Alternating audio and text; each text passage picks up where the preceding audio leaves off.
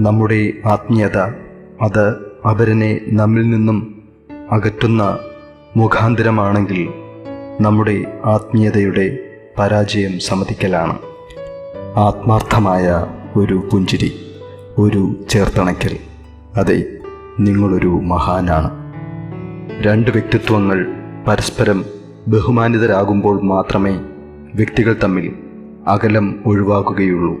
സമൂഹം തിരയുന്നത് ജീവനുള്ള മനുഷ്യരെയല്ല, ജീവനുള്ള വ്യക്തിത്വങ്ങളെയാണ്.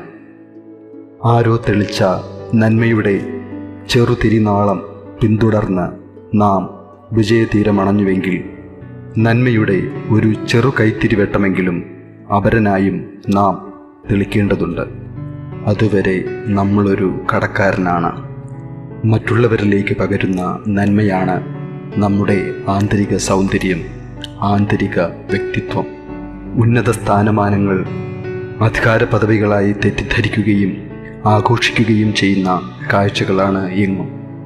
സഹജീവികളെ സേവിക്കാനാണ് ഇത്തരം പദവികൾ നമുക്ക് നൽകപ്പെട്ടിരിക്കുന്നതെന്ന ആന്തരിക ബോധ്യമുള്ളവർ ന്യൂനപക്ഷമായിരിക്കുന്നു.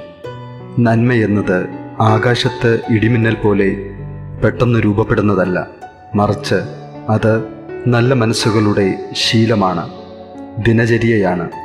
മഹത്തുക്കൾ മഹത്വത്തിലേക്ക് കയറിപ്പോയ ചവിട്ടുപടികളാണ്.